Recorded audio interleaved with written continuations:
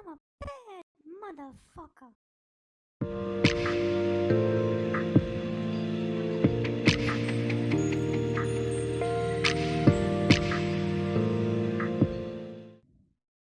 So it happened again. There was What? a trans lady dominating a track event, crushing it. Women are getting better at sports. When was the WNBA going to catch up to track? The thing that never happens happened again, says Riley Gaines. Male Sadie Camden Schreiner broke 2 more women's college records at, I guess, at Rutgers or IT? RIT? RIT Tigers. Women's records mean nothing if they're set by men. Look, I'll be honest, they mean nothing either way. I'm kidding. I'm kidding. Come on, we're having fun. Come on. Come on. Seriously, though. You know what else means nothing? The word woman. What even is that? What is a woman? Latest hero from the Marvel Cinematic Universe, Super Them. Yeah, no, that's a she, sir. He, she can blur past all contenders like they were just a bunch of schoolgirls. It looks like in Captain America when Captain America's lapping the black guy on the track. He's Yes. running around him. He's like, how could that happen? This brings a whole new meaning to the term flash, especially in the locker room. Am I kidding? Come on.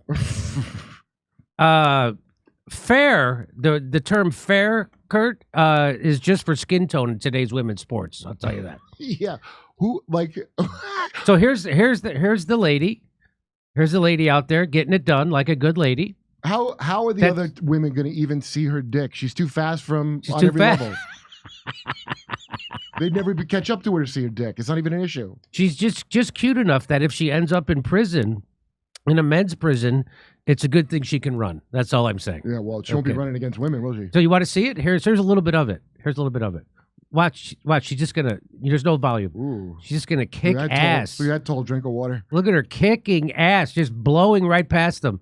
I mean, it's not even close. She's just running past them like they're a bunch of girls. You know, these records are set by like what, a quarter of a second? Yes. not this one. Not this one.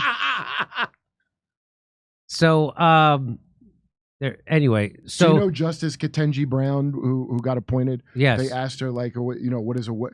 She goes, well, I'm not a biologist, I don't know.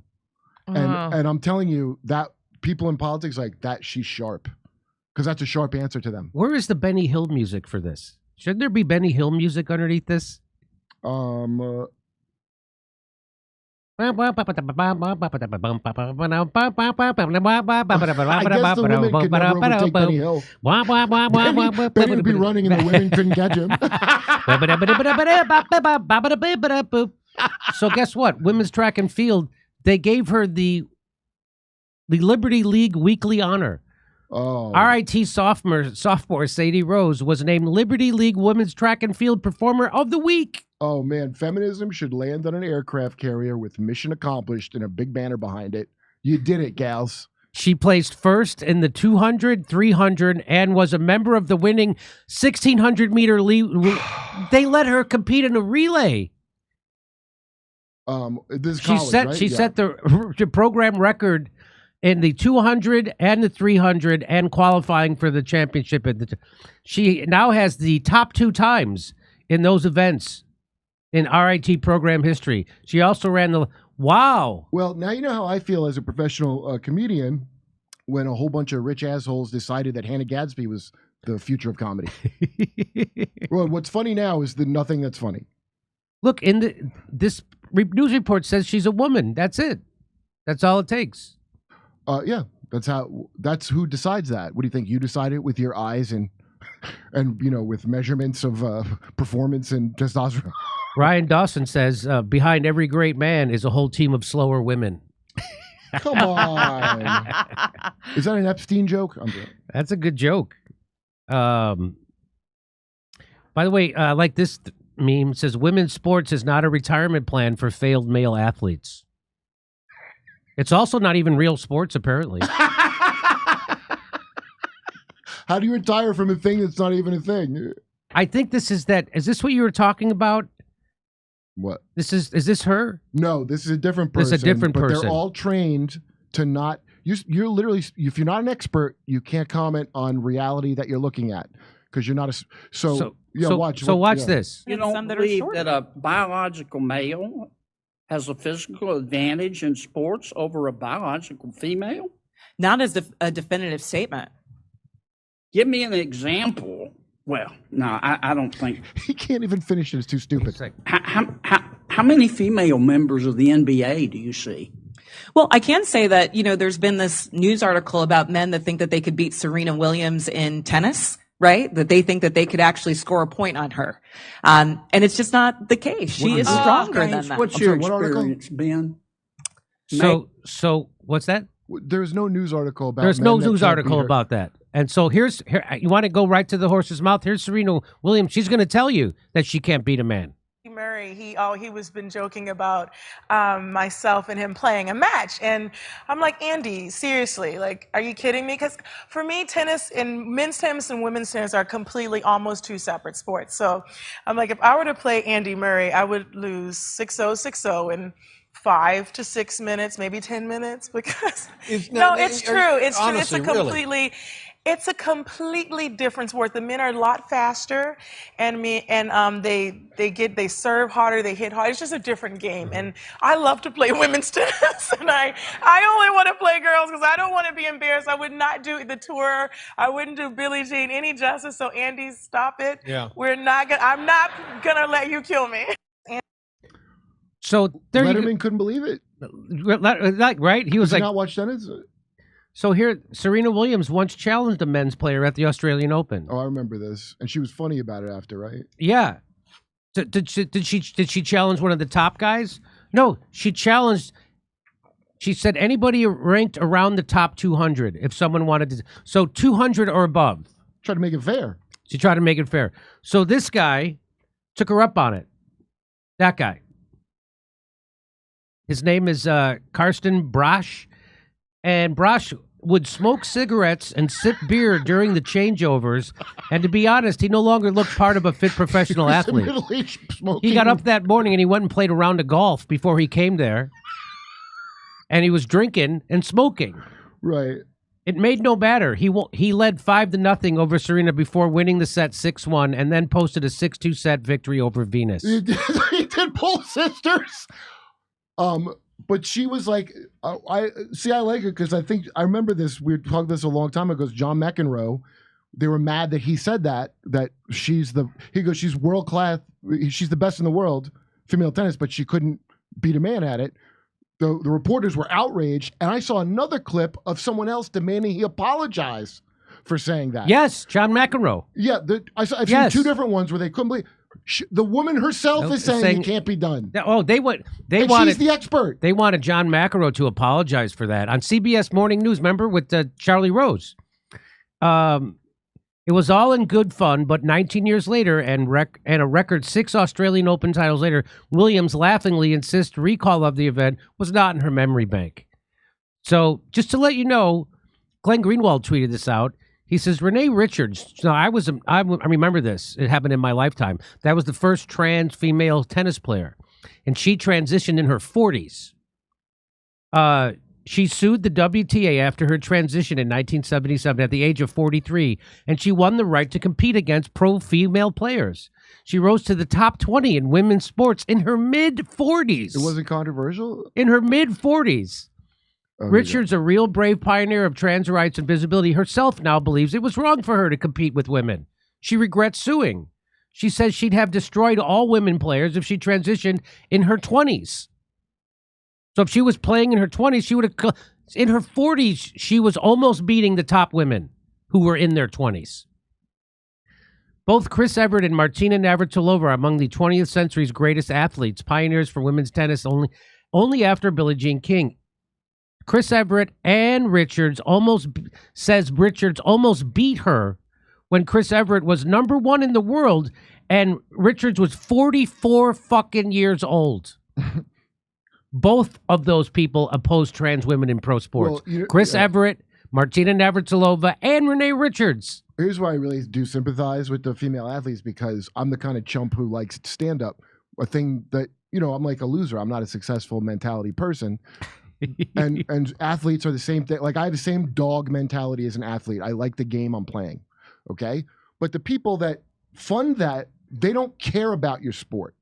So all the hoopla and all like the TV and everything you see, the people that make that don't give a fuck about the thing you love at all. At all. One thing I had to learn we all have to learn getting into comedy, is that comedy, being funny, is about the 10th thing of importance on the list. That's why when people get mad at, like, what's his name, Brandon, Rogan's buddy that went into stand-up, there's a whole industry of hating him. Brent Schwab? Yeah, and if you're complaining about him, don't buy a ticket. You sound like somebody complaining about not going to the WNBA to watch women's sports. The game is money and selling tickets, the part you like, and I understand the feeling. I have that feeling. That's what losers worry about. Even if you get paid $40 million, you're a slave. That's when you laugh at athletes that go, oh, almost basically a slave. Shut up, you're rich. No, they are. The people that own them make billions off them, and they give them a pittance. They don't think your sport is important. They never did. Pretty much it's probably a eugenics test for whatever dark gods they worship. It's all for money. So this is where you get to see how much the elite, the people, the owners, and the people that got to do the thing, how far apart they really are. Actress, entertainer, or athlete, you're just a slave whore to these people. And they're going to change the rules whenever they want. And if you don't like it, they will change the rules of reality and fuck you. I cannot believe women are putting up with this shit. Well, I can't believe those. I can't believe the women competing just don't go, all right, fuck this. You know what? I admire anybody, never mind women, anybody who's like, go ahead and fire me, I don't care. If you ain't doing that at this point, you're a punk and a cow, male or female. You're beneath anyone that says reality and doesn't care about their career. Stop being a slave. Well, what about, it's the old American saying, hey, fella, if at first you don't succeed, doll up, slap on a pair of tits, and go get him, Tiger. That's what that shop teacher did in Canada, remember? And it was a joke. Remember we couldn't tell if it was a joke, but obviously it was. Does my dick make my ass look fat? Seriously. No, it's slimming. I'm the real Tucker. Anyway.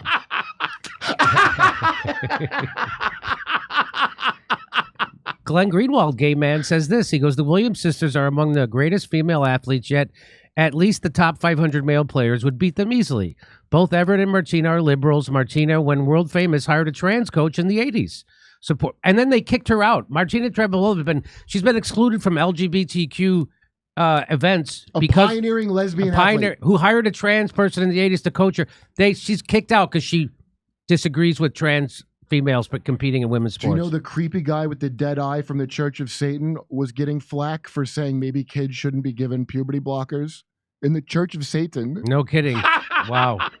So when you see that, that's called misogyny.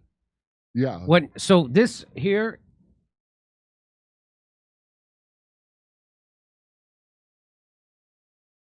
This is called misogyny. When you do that, that's called misogyny. You hate women. You don't give a shit about women. I don't even know what they are. Who can say what a woman is? Hate them. I don't even know what the hell they are. I don't know what a vaccine is. I don't know what democracy is. I don't know what any of the things are. Nothing means anything. There's your own truth. I saw a great TED talk about this. And this has got nothing to do with supporting people being trans. I'm 100% supportive of someone being trans. That's great. 100% supportive. No shame. What is the part where I have to believe in my heart that I can't believe it's not butter is butter? What is that part?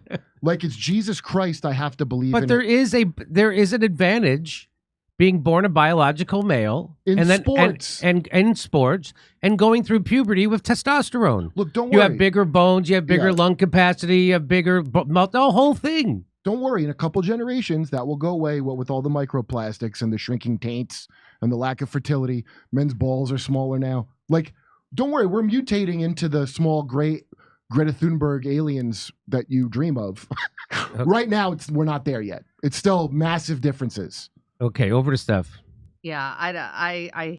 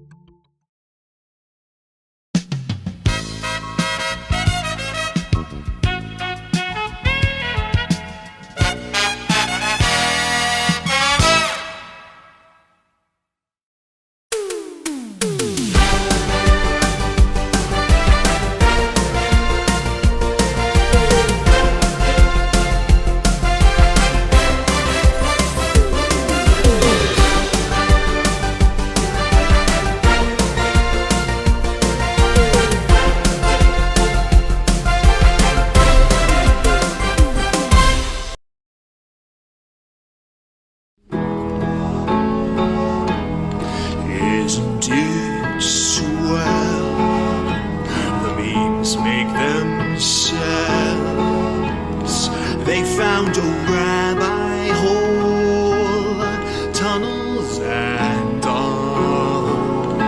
There's Jews in the walls. Isn't it bliss? The rabbinical grace, soiling the mattresses. Well, let me tell you.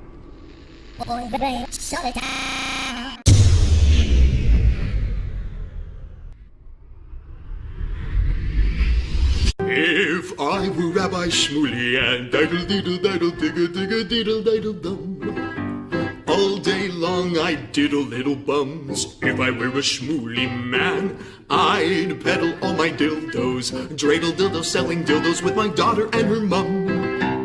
If I were a Jewish Shmuley man, I'd be digging with a dildo in my bum. I'd wear a grotesque nose and go grab some goyim right on the nipple with a pinch. A Shabbos lap dance brace for the youngest mensch.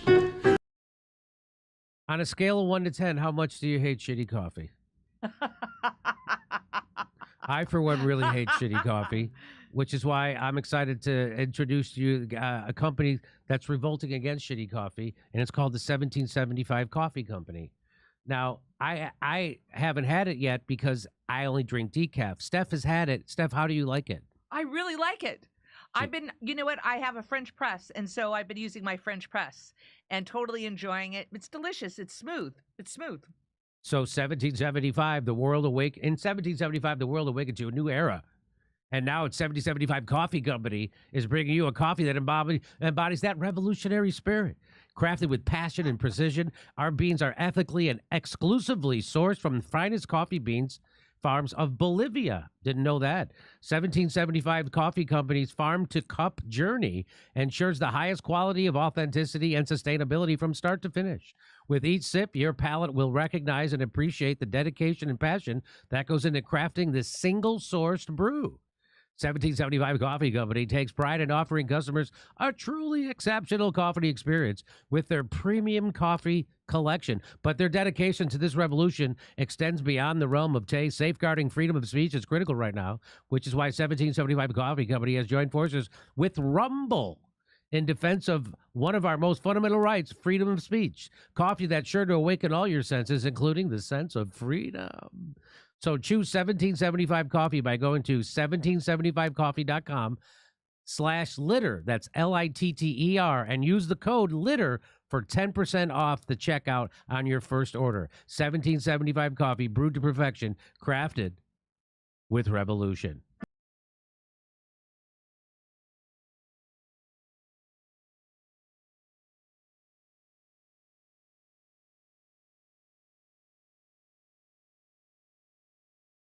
Hey, thanks for checking out our YouTube channel. Subscribe by clicking on that button down there for more AM Joy and the rest of MSNBC. And click on any of the videos right here to watch the latest interviews and highlights. And you can get more videos from MSNBC for free every day with our newsletters. Just visit